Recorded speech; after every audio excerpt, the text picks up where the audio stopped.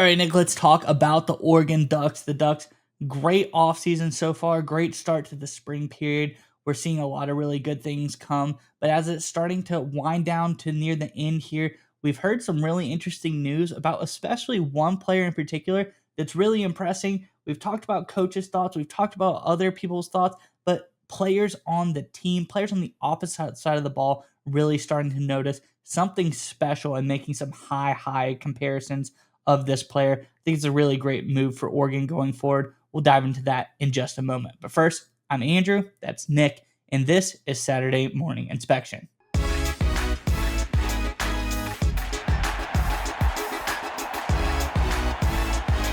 right, Nick, as I alluded to, great news coming out of Oregon in this spring period. One player in particular, five-star receiver coming in, a freshman player, DeAndre Moore, really looking good and impressing some of his teammates as well. More good news on this. Let's jump into the article and we talk about it on the other side. This, of course, is from over on Ducks Wire. And it says, according to redshirt junior cornerback Sion Lalea, I pronounced that as best as I could. Apologize if I butcher it. It says, who could see some significant playing time himself this year. He is more than impressed by the Ducks' up-and-coming receiver class, in particular DeAndre Moore and Cooper Perry, but this is specifically referring to Moore. It says, both those boys are very electric. I feel like they're near plug-and-play players. Whether they're 17, 18, straight out of high school, I feel like they stepped up to the plate immediately. Leia said with the carry-on, he's electric. You get flashes of Tez in him, and he's willing to get in and out of his breaks immediately. Referencing DeAndre Moore already looking like Tez Johnson, really fantastic news for the Ducks. Going to have a superstar here in Moore, a guy that knows what to do. He can do the right things. He's impressing corners on the other side of the ball, especially a corner that's supposed to be in line for some significant playing time in this upcoming season. I think this is really good news for the Ducks.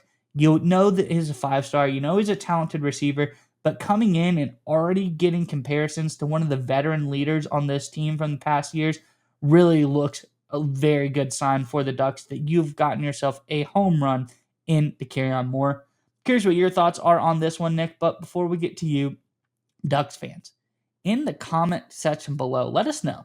The spring period is pretty much coming to a close here shortly. Not much time left. I'm curious, as you watched everything throughout this period, as we've seen all these players come and start to show up in practices, show up in scrimmages, things like that, let us know who else has impressed you. DeAndre Moore off the table. Obviously, he's been very, very good. We're going to talk about that, but who else on this team has impressed you? Talking about new players, it could be, a transfer portal addition.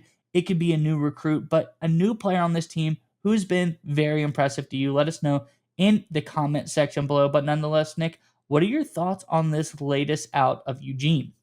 Well, I mean, to answer your question first, if you're looking for another name, stay in that position group. How about Cooper Perry, right? He's the guy who's gotten a lot of praise. In fact, you've got Gary Clark, the senior receiver, coming out and saying, listen, we're going to have one of the best receiver rooms in the country, which would have been something very hard to imagine, losing a guy like Tez Johnson. But when you got two young guys, Moore and Perry, stepping up, doing great things so early on, that is a great indicator of what is to come. And look, the thing with Moore that I think is really important is that anytime you have this five-star, right, top five recruit in the entire country, whatever his ranking ended up being when it's all said and done, depending on the recruiting service, you need these guys to be big-time playmakers day one because these can be cornerstones for recruiting, transfer classes, future recruiting classes. How you get five stars in a lot of ways, my personal opinion, is if they come in and they get a lot of playing time and do well early. Because if you're a five-star, right, if you're one of these kids, a 4 or 5-star, and you're one of the top flight recruits in the entire country, you want to go because there's you're competitive, right? You want to go to a good team that has a chance to win a title. Oregon obviously falls under that bucket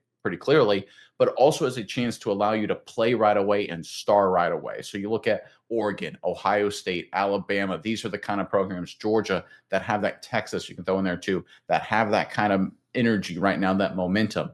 You need more to come in and be a starter and a superstar early. So that way next year, 4 and 5-star, the big top flight recruits look at Oregon and say, okay, I go there, I play early, I dominate, I win a national title, I go to the NFL in a couple of years. Awesome. I want to go to Eugene, right? That's the mentality you want people to have when it comes to the Ducks. When you look at the wide receiver position across the world of college football, The program that actually has ownership of that title right now is in the Big Ten, but it's the Ohio State Buckeyes. They've done a great job over the past half decade or so, really even before that, recruiting the top flight receiver talent across the entire country, taking them into the program. They get a lot of playing time early, and then they go on to make millions of dollars in the NFL as first round picks, right? The Ohio State Buckeyes, love them or hate them, they have done a great job at the wide receiver position. Oregon with DeAndre Moore, and you can throw Cooper Perry in there as well. They are trying to kind of usurp what Ohio State has done. And if they can do that, and Moore is the key guy, he is the linchpin. If he can start strong, which based on all reports he is, in fact, being involved in the return game, you've got the special teams coach coming out saying, listen, we love what these guys are doing, specifically DeAndre Moore, in terms of return ability, being a playmaker there. If you can get Moore the football in his hands early and he can be a star early, next year's recruits and even some transfers too are going to say, I want to go to Eugene because they're a good program. I can win a championship, right? Chance to go to the NFL, all that good stuff, but they'll actually play me early, giving that playing time if I earn it. DeAndre Moore, again, is one of these guys that can turn an entire program around at a position. The Oregon Ducks have been good at wide receiver. I'm not saying they've been terrible, but they are one step below from the Ohio States of the world and even like the Texas Longhorns.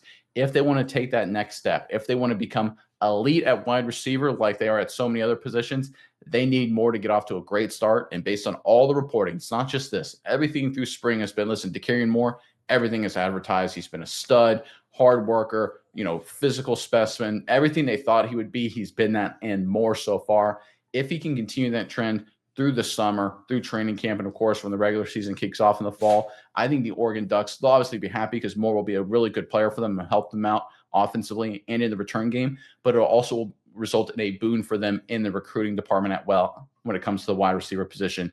Again, this is a great sign for the future and for the present for the Oregon Ducks. Yeah, Nick, and when you look at this recruiting class and you talk about who's stepped up, who's shown out, DeAndre Moore and Cooper Perry, I think it shows this whole class, soup to nuts, everybody, tip to tail, has been good. Because if you look at this class, DeAndre Moore, obviously number one player in this recruiting class, top of the class here. But Cooper Perry, surprisingly, I know he's a 4-star. He's the lowest rated player, according to 24/7 Sports, in this recruiting class for the Ducks at a 90. So I think that this shows it doesn't matter. Top of the room, bottom of the room, everyone in this recruiting class coming in for the Ducks has been really impressive. If the guy at the bottom and the guy at the top are both working just as hard, I think it's a great culture. Like I said, winning culture, strong room, making people want to come in, and I think that's gonna show because Oregon, they've done a great job in this recruiting class. But talking about the future in 2026, not a whole lot of offensive firepower already in this group, especially when you're talking about the wide receiver position.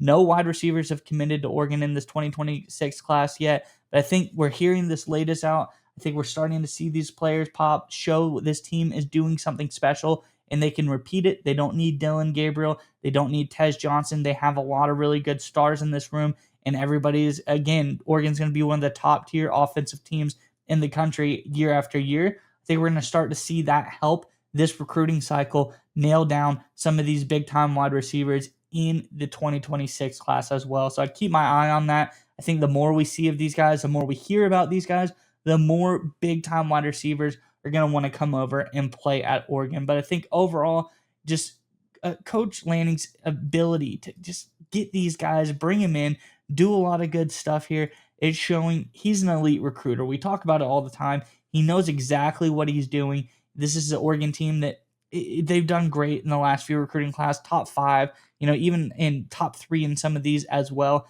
Just a good team, a good recruiting strategy, and they've been able to hit the transfer portal well as well, being a top 4 transfer portal team this in the 2025 class here. So Oregon, great job. I think we're seeing some really special stuff happen on the field. I think it eases a lot of minds that, hey, we lost some big time players. Tez Johnson, a great player for us, someone that is gone now. How are we ever going to replace him? Seems like DeAndre Moore is fitting that bill. He's showing that he's going to be a great player, but it's not just him. The top of the class, you expect them to be able to do it, but even less akin at the bottom of the class, Cooper Perry also impressing as well. This is a Ducks team that has done it right and given themselves tons and tons of opportunities here to be a great team, and they've seemed like they've hit on most of them.